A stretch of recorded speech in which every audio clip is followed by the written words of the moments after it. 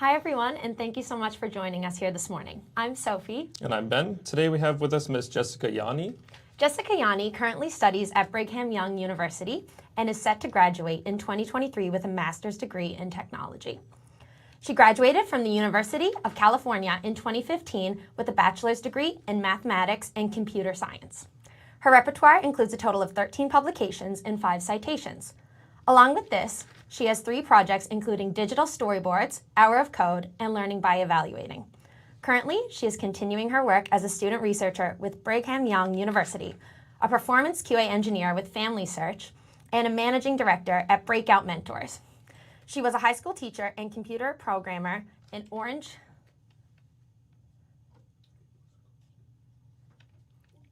County, California, and continues to work in education as a team lead for the AP Computer Science Principles Program. Her goals are to continue learning and to grow as an educator and programmer. All right. Thank you so much for being with us today, Jessica. The first question I have for you is, why do you think Hour of Code improved perception and interest, but not actual programming skills? So that was found in exploration on the impact of online supported methods for novice programmers, not referencing any particular group. So just really quick background on Hour of Code. It is what it says it is. So it's a program asking teachers to expose their students to code for 1 hour. And I think anybody could empathize if you took the field you know the most about and said you have to teach it in an hour. You're like, that's just not possible. If I needed to learn about woodshop, in that hour, my professors have tried to teach me things, but you usually end up just doing sort of the basics that are fun, that are engaging, that get them interested. I'm still more dangerous after 1 hour in the wood shop than I was at the beginning, because it's just not enough time. It's definitely a positive thing that they found that it increased interest, that gets us in the direction we want to be going. But it's just such a complex field, and even defining how you're going to judge learning in that field becomes very challenging with such limited time. Yeah, we've experienced something similar, I'm sure, with our first, in our tech ed program in the spring and summer, our first hour of, or the same thing, first hour of code and the first hour of workshop, our interest was definitely peaked and our skills were not. So, great answer. Thanks for that. Yeah, I'd have to agree there. So our next question for you is, why is it that so much of the research involved failed to adequately test the efficacy of Hour of Code implementation? For example, only 12 of 64 papers done on Hour of Code tested effectiveness of the program. So working to do a project that actually tests the efficacy, I could say how hard it is, even just from a logistics standpoint. So in those papers, a lot of the efficacy testing they did was at the college level.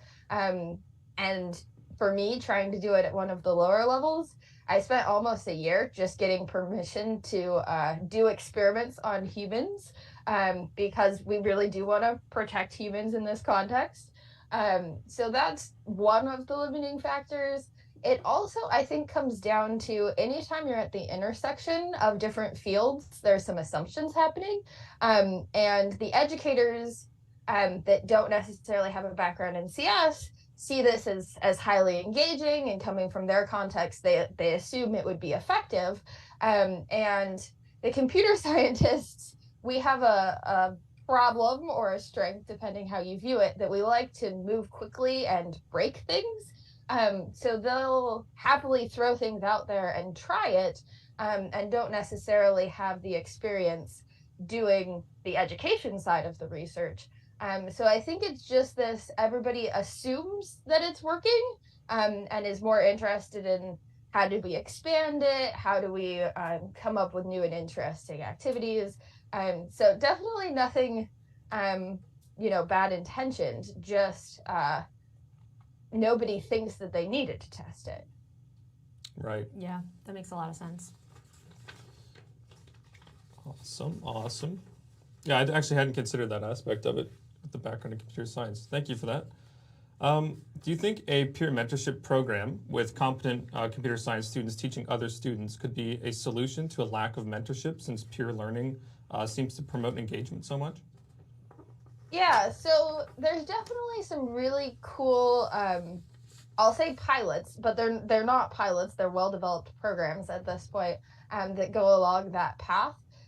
So even when I was a high school student, which was quite a while ago, like more than a decade ago, I received funding to put on a program for middle school students, teaching them to code through NCWIT, which is the National Center for Women in Information Technology. Super cool, helped me grow, helped them grow.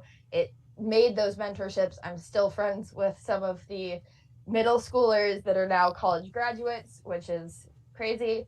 Um, so there are programs that are doing that, and that's awesome. You also see that on like almost every college campus where you have TAs, where you have older students helping younger students. In this case, a difference of a year, not a difference of a school level. And those programs are awesome. You just run into the challenge of trying to make sure that whoever your mentors are have enough support that it's a positive experience for them, and enough training or knowledge that they can then give a positive experience to those under them. I really like what you were saying about your program you started when you were in high school, because we all know it's a stereotype that women aren't as predominantly seen in the field of technology, but it's also sort of true. So having those programs available it's really cool. It's really nice to hear and see.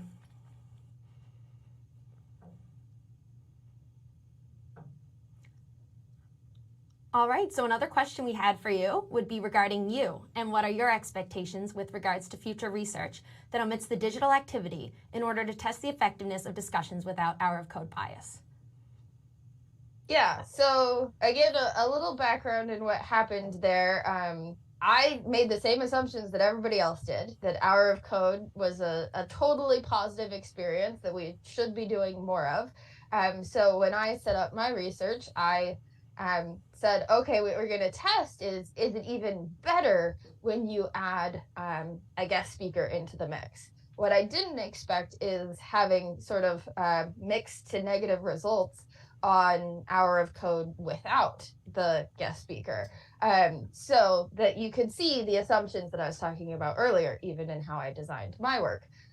So yes, I totally want to do more research to see the impact of guest speakers. What happened in our case, and I'll try not to brag too much in this, to word it a little more humbly, was that my professors pointed out that I had a background as a computer scientist in industry, as a teacher of computer science, and as a female, and a bunch of the other identities that we were looking for. So theoretically, I was a near optimal guest speaker. So that's not exactly replicable. And I've had my husband, who's a programmer, come into my high school classroom, and it didn't go nearly as well. Fun fact, you can't just open your code and expect kids to think that's exciting. So there is a ton of research that can be done in how to do that sort of relationship well. And there's a lot of programs doing it well in a variety of contexts. So at least right now, I'm filing that under maybe a PhD dissertation if I ever get there. Fair enough. Thank you for that. Having studied the efficacy of the Hour of Code program, do you think that it should be implemented in a way that's more conducive of exposure, for example, in the same way that core subjects are, rather than having technology engineering education students pressured to include it for an hour? So I am a huge fan of coding. My Twitter this morning was talking about how important coding is, and how it falls along the lines of, you used to know how to start a fire. Now you don't need to know how to start a fire, but you do need to know how to program. So there's tons of arguments out there for how important coding is, that it should be valued as much as we value math and English and things like that. And I can agree with those comments, but it all becomes a, how do you implement it? At least in the United States, we're getting to the point where the vast majority of our states are offering computer science as much as they're offering those others. But we only have a little bit where they're requiring it. And in the cases where they're requiring it, we have shortages of teachers and shortages of people who are qualified to teach it and shortages of curriculum. So it's a whole combination of things. But the more we're able to expose, the more we're able to offer, the better, in my opinion. Yeah, absolutely. Absolutely. So we have another question for you. What are some ways you might suggest implementing personal relationships with people who code into the classroom? So this is where, at least when I was in a high school classroom, I brought in friends and acquaintances, and at that point, my boyfriend, now my husband, to come guest speak, and just making it more real, I think makes a big difference, even if they weren't at the company that the kids will work at in the future or something like that. So just exposure that they see a real life coder. It's super interesting. A little bit of the other research I'm doing with digital storyboards, we're looking at stereotypes of what you expect. So when you invite students to draw a computer scientist or a coder, you tend to get not just a white male, but a sickly pale white male who's balding and has glasses. And I don't know any programmers that fit that description. So any of my coworkers and friends that are willing to come join, even when I was a high school teacher, I was reading Wired magazine, and one of the articles, their company ended up being like 15 minutes down the road. So I emailed somebody I'd never met who I saw in a magazine, and he ended up driving his 3D printed race car onto our campus and talking to the kids about environmental sustainability. So there are plenty of technical people out there who are happy to come. Generally, you just want to help them plan a little bit better than my husband, who opened his code base. That's an awesome answer. I love that story. Thank you so much for that. So our second last question, then we're going to do an audience question, is how do you think the methodology influenced the results? So for example, groups B and C had a negative shift in their ability to learn code, and control group A had a positive shift in all questions. Yeah, so again, giving a little context to that. So our control group A, we just had them answer a survey twice. And it turns out when you ask people a question repeatedly, they tend to try to tell you what they think you want to hear. So if I ask you, do you like coding over and over, you're eventually going to say yes. Which is part of why we had that as a control, because we knew that there might be some shift in how you respond by repeatedly asking the question. But in the analysis of A and B, what's actually really fascinating is that the results you're referencing are the output of doing an ANOVA analysis, which is sort of a super typical statistical analysis that was really saying there is a pretty negative shift in the group that just did hour of code, and a sort of neutral to negative for those who got the hour of code and the guest speaker. But we were able to then do more analysis using a statistical method called a McNamara-Boker, which is not nearly as used, not nearly as heard of, but that tailors it for, this was a pre and post Likert style. So from super agree to totally disagree. And it was able to give us more information, because rather than looking just at sort of average shift, it was able to give us information about who shifted in what direction and by how much.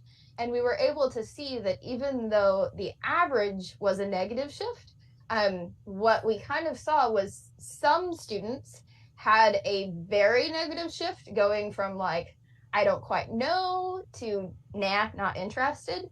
But we actually had a larger number of students go from I kind of like it to I really like it, which was a smaller shift. So when you averaged it, the negative had more impact than the positive. But using this McNamara-Boker, it actually showed there was a positive shift in multiple of the questions when you're looking more at how many students shifted positively versus negatively and ignoring the magnitude of that shift. So yes, welcome to research. Your methodology totally messes with your results. That's super interesting. Yeah, wow, that's really cool. So that was more of an effect of the type of test you use rather than, I guess, has more to do with the interpretation through that test with regards to maybe if you use the second test you mentioned, the results would have been maybe interpreted differently. Yeah, and they're all valid interpretations because we do need to take into account the magnitude of the shift, and we do need to take into account how many students are being shifted. So as I will get to publishing this research in a journal, I will do my best to sort of give everybody all of the interpretations so that the information you gain from each interpretation can help inform future research to get even more information. Right. Okay. Yeah. Awesome. Thank you for verifying that. So we have 2 audience questions now. The first is, you mentioned a peer teaching aspect being beneficial. How about the increase of group work and collaboration in classes? So group work is awesome. One of the more interesting areas of research and group work that I like is that when you do collaborative competition, you get some of the best results. So where you're working together but against some sort of outside force. And I do think computer science, in reality, while it's viewed as being sort of solitary, is a group sport. When I go to work as a performance engineer, I don't go more than 20 minutes without talking to somebody else because there is that necessary interaction. So I think group work is making it more realistic. It's making it more interesting to underrepresented groups that do care about the social impact. When I was in college, I said I didn't want to be a programmer because I didn't want to sit at a desk by myself all day. And that was what I thought as a well-informed college student. So the group work is awesome.